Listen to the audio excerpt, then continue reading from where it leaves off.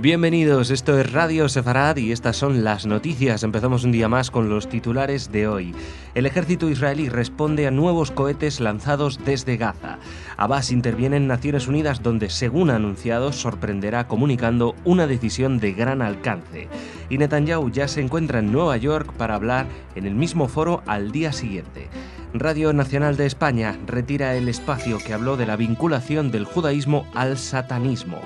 Son las noticias que hemos preparado para hoy y en el comentario un día más Jorge. Hola Jorge. ¿Qué tal, Jordi? Luego ya está Raquel, ya volvió Raquel y... Hoy volvemos al formato normal. Eso es, volvemos al formato normal y Raquel nos trae las noticias culturales. Pero empezamos hablando de Israel. El ejército israelí ha respondido en la madrugada del martes al miércoles con un ataque aéreo sobre 4 objetivos de Hamás en respuesta al disparo de varios cohetes contra la ciudad de Ashdod, que fueron interceptados por el sistema Cúpula de Hierro.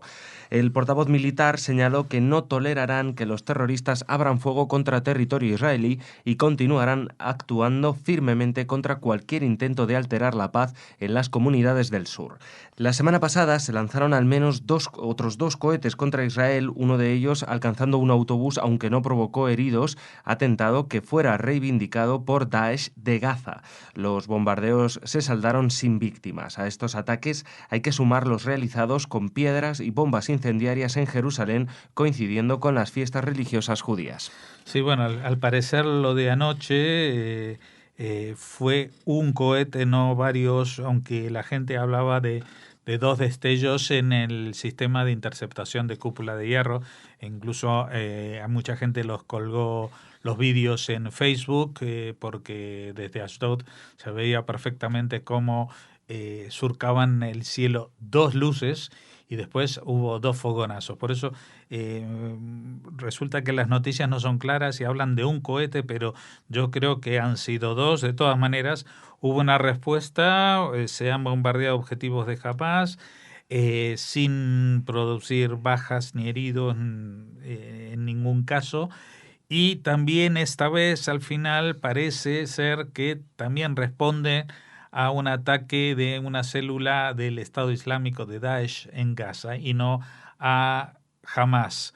Lo que pasa que esto es como contábamos hoy en la crónica desde Israel con Yael Macías, ¿esto es algo bueno o es algo malo? Es algo bueno que no es Hamás porque significa que siguen apostando por la tregua y no por una escalada hacia un nuevo conflicto bélico.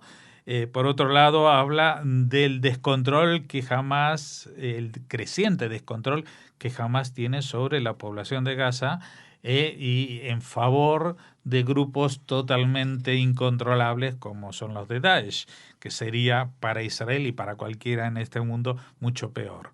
A veces esto es increíble, pero resulta que a un enemigo malo le sale un enemigo todavía peor y entonces uno no sabe qué hacer. Es un poco el dilema sirio, podríamos decir. Tenemos ahí a un presidente que es un genocida, que es un dictador, etcétera, pero si Bashar al-Assad cae, los que entran en vez de él son todavía peores, ¿no? Entonces es un poco la tónica de lo que está sucediendo en Oriente Medio.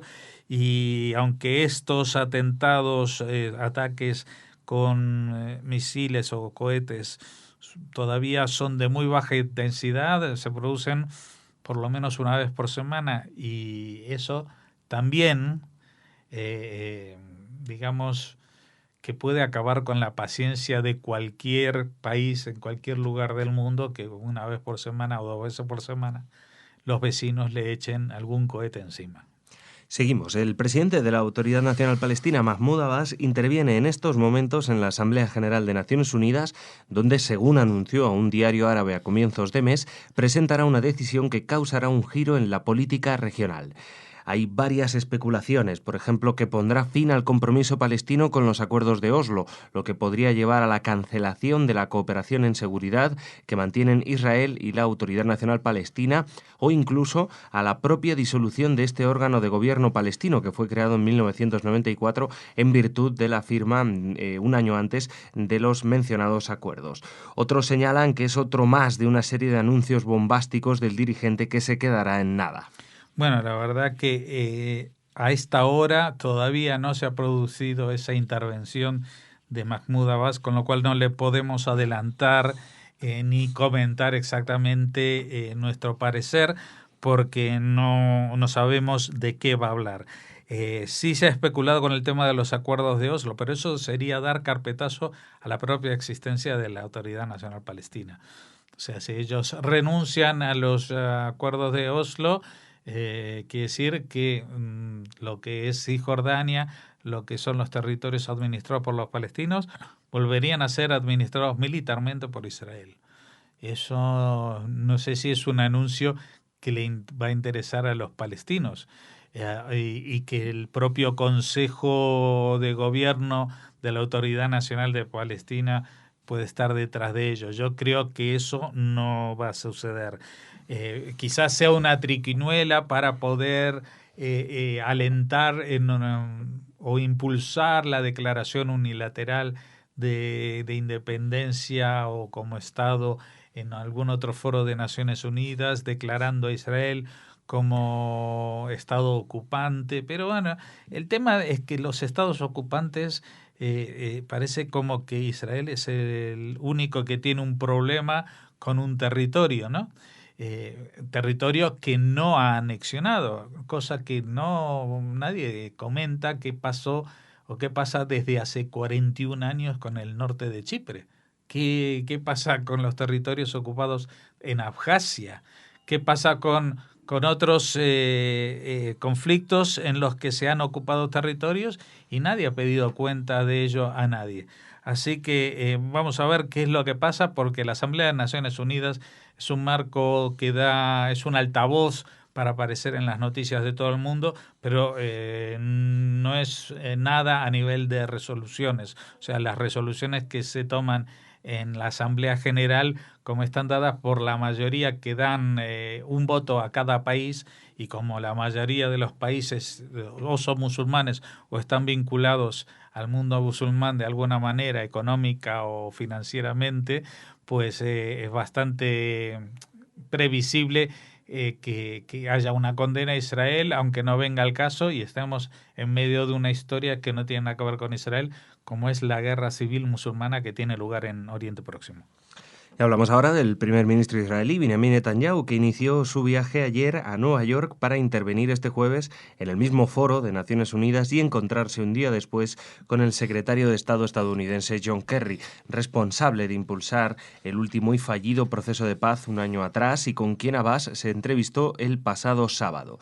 Antes de abandonar el país, Netanyahu expresó su deseo de paz con los palestinos e insistió en el compromiso de Israel de mantener el statu quo en lugares sagrados como la explanada de las mezquitas, actual foco de tensiones entre palestinos e israelíes.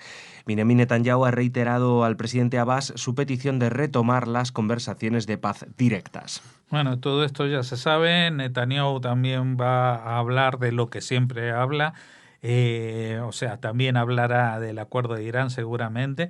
Esta vez hará hincapié seguramente en el tema del estatus de la explanada de las mezquitas, que está en manos, como todo el mundo debería saber a estas alturas, está controlado por una comisión religiosa jordana, no judía. Y son los que se encargan de administrar los lugares santos musulmanes y cristianos. O sea, en todo caso, los que tendrían que protestar son los cristianos, que por qué los musulmanes controlan sus lugares sagrados. Pero también los judíos tienen un problema, a pesar de que está establecido esta situación que se llama status quo, o sea, mejor no tocar las cosas porque se pueden poner peor. No olvidemos que este lugar, las planas de las mezquitas, al que la prensa occidental pretende señalar como el tercer lugar más sagrado del Islam, que no lo es, que no es un lugar de peregrinación y que hasta el año 600 y pico en que fue conquistado, pues Jerusalén no aparecía mencionado ni una sola vez en el Corán, ni en ninguna rezo, ni se dirigen hacia allí los rezos. Sin embargo, ese mismo sitio, esa misma explanada, esa misma terraza, es sobre la que estaba edificado el templo, los dos templos que sucesivamente fueron destruidos, que son el lugar más santo de toda la historia y de todo el mundo para los judíos. Así que vamos a ver de qué habla Netanyahu, sabiendo que es bastante showman y que va a querer llamar la atención de Naciones Unidas, incluso cuando la fiesta no es de cumpleaños suyo, por llamarlo de alguna manera. Y terminamos en España. El director de Radio Nacional de España pidió disculpas a la comunidad judía y ha retirado de su programación el espacio Desde el Infierno, después de haber sido acusado de antisemitismo tras la emisión el pasado 25 de julio de una entrega titulada El pueblo judío propagador del culto a Satán, en la que se decía, entre otras barbaridades, que los judíos propagaron el culto a Lucifer, primero en algunas sectas gnósticas y luego por medio de las sociedades secretas luciferianas y satanistas. Alfonso Nasarre, director de Radio Nacional de España, explicó las dos medidas que se han tomado: la retirada de ese programa de la web de Radio Nacional de España para que no pueda volverse a redifundir, y también la retirada del programa de la programación de Radio Exterior. Bueno, simplemente traemos esta noticia para dar la nota final o el cierre a este asunto que nos ocupó durante el verano, porque realmente era imposible de sostener bajo ningún concepto difundir ideas de satanismo relacionadas con el judaísmo o con cualquier religión, pero en este caso nos tocó a nosotros a través de una radio pública. Eso es encima, ¿no? O sea, si lo hicieron una radio privada, también se hubieran visto obligados a cerrar el programa y a quitarlo de la programación, porque se hubiera protestado y hubieran tenido que hacerlo, porque va contra la ley, va contra la Constitución, va contra todos los derechos básicos, es una difamación, pero más siendo un organismo nacional como la Radio de España. Así que bueno, desde aquí, gracias a Radio Nacional por tomar estas medidas. Yo sigo echando de menos que en estas cosas se sea un poco más fulminante. O sea, estaba claro, si esto pasó el 25 de julio, el 26 de julio estaba claro que ese programa no podía seguir y que esa emisión, cualquiera que la escuchase, sabía que no podía seguir colgada en la web ni un momento más. Así que bueno, hemos perdido el tiempo desde el 26 de julio hasta finales de septiembre. Son solamente 2 meses, vamos mejor que hace 50 años con estas cosas, pero todavía se puede mejorar en la reacción, la capacidad de reacción política a estas situaciones que son ilegales desde todo punto de vista. Gracias, Jorge. Mañana te vemos de nuevo aquí. Ahora Raquel con las noticias culturales.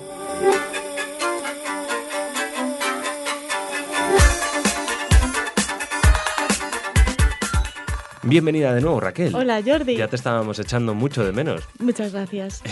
Así que nada, hemos preparado noticias culturales como hemos podido, sin tu magia para encontrarlas. Bueno, seguro que es genial. Yo he oído algún programa y estaba muy bien, Jordi. Sí, nuevamente tengo que decir, te lo he comentado a ti también, Raquel es muy buena y no lo dice, pero yo sí lo tengo que comentar. Aquellos que redacten estas noticias culturales a veces echamos de menos el día y el lugar donde se celebra el acto.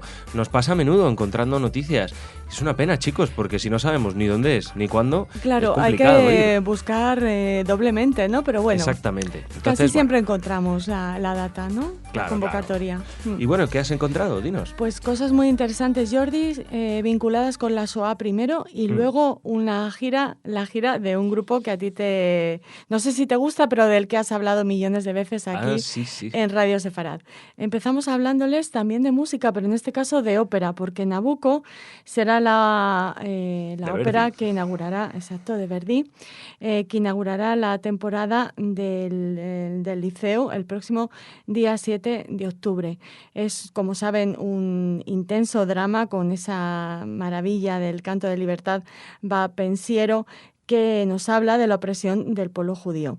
Abrirá Nabucco esta temporada 2015-2016, pero trasladando el drama originalmente ambientado en la Judea precristiana a la época del Holocausto.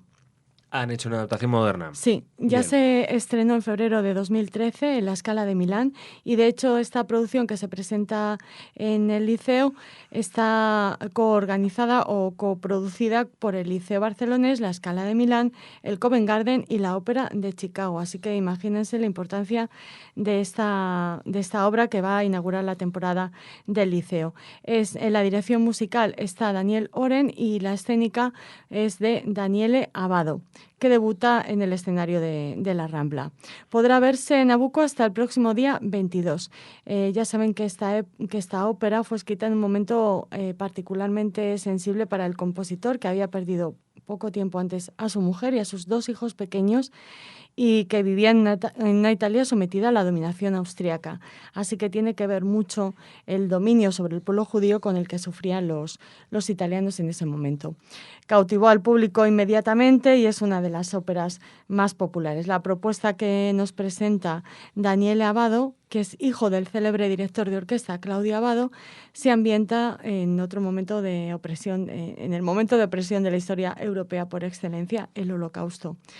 Ha dicho Daniele Abbado que es una ópera que habla de la identidad de un pueblo y de la búsqueda de esa identidad a través del sufrimiento, del exilio y la humillación. No se presenta ni uniformes ni armas en escena, ha prescindido de toda iconografía militar. Solo hay un lugar sagrado, un cementerio, que a medida que avanza la trama se transformará en un desierto, como opina su autor, lugar de verdad y exilio. Está en contra de las megaproducciones, dice que actualmente están fuera de lugar y se apoya también en recursos videográficos. Así que si tienen la oportunidad de asistir al Liceo para ver esta ópera hasta el día 22, pues será una buenísima oportunidad de conocer este Nabucco ambientado en el Holocausto. Pues nada, una nueva propuesta para un clásico de la ópera y bueno, a ver si les gusta. Seguro que a algunos les gustará y a otros no les gustará nada, como suele pasar con estas cosas. Pero bueno, está bien que se arriesguen los autores también de vez en cuando. En la Scala ¿no? tuvo muchísimo éxito, Jordi. Pues y bueno, independientemente de todo, lo importante es la música, ¿no? La fuerza la música es la misma. de la ópera, que es impresionante. Así que seguro que triunfa también en Barcelona, aquí en España. Y ahora seguimos hablando de arte, seguimos hablando en este caso de cine y de Shoah, porque en la sección Perlas del Festival de Cine de San Sebastián, en esta edición 63, se ha presentado la película de Laszlo Nemes, Son of Saul, que está ambientada en Auschwitz en 1944 y se centra en la vida de Saul Auslander, un prisionero húngaro que trabaja en uno de los hornos crematorios del campo de exterminio.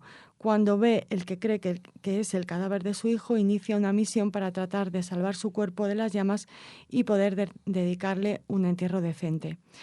Nos coloca esta película frente al sentimiento humano que experimenta Auslander y el director ha optado por no separar casi la cámara del rostro del protagonista, con la intención de no mostrar ninguna perspectiva, ningún contexto y ninguna información que pueda dar pistas a quien ve la película de qué es lo que está ocurriendo o lo que va a pasar en el plano siguiente. Dice Laszlo Nemes, es además su ópera prima, Jordi, esta película. Dice que en el Holocausto no hay lugar para este tipo de belleza y de las emociones, que su objetivo no fue nunca agradar al público y que no escatima en reflejar las limitaciones, la escasez y el sufrimiento de los prisioneros que tuvieron que pasar por la experiencia de Auschwitz. Dice que las películas del Holocausto casi siempre nos hablan de supervivientes y no de muerte, y en este caso, él ha optado por mostrar eso de una manera más visceral. Eso es lo que dice. La película se estrena el 4 de diciembre en España.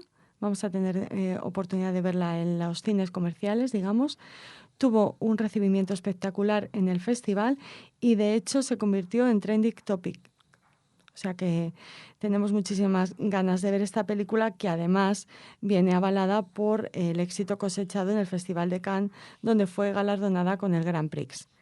Así que estamos deseando ver este Son of Saul. No será una película fácil de ver. Seguro que hablamos de ella con nuestro experto en cine y Shoah, Aarón Rodríguez, pero hasta entonces, tendremos que esperar o al programa de Aarón para hablar con más detenimiento de esta cinta o al estreno el 4 de diciembre en nuestros cines. Nos fiaremos de lo que diga Aarón, seguro, un auténtico experto en todo este cine y además, como vemos, una obra que pretende, digamos, ser diferente, no es el mainstream, ¿no?, del cine, porque sabemos que el cine comercial, el cine normal, o por así decirlo, no de autor, también recurre muchas veces a la Shoah, ¿no? A veces de una manera más acertada, otras menos, ¿no? Pero esto no es cine convencional, ¿no? No, Para además nada. es un director húngaro, Más la bien de película autor, es muy ¿no? interesante. Se busca, bueno, a ver si ha tenido... Sí, Parece que sí. les hemos puesto el link a nuestros oyentes para que echen un vistazo al tráiler promocional de la película que promete.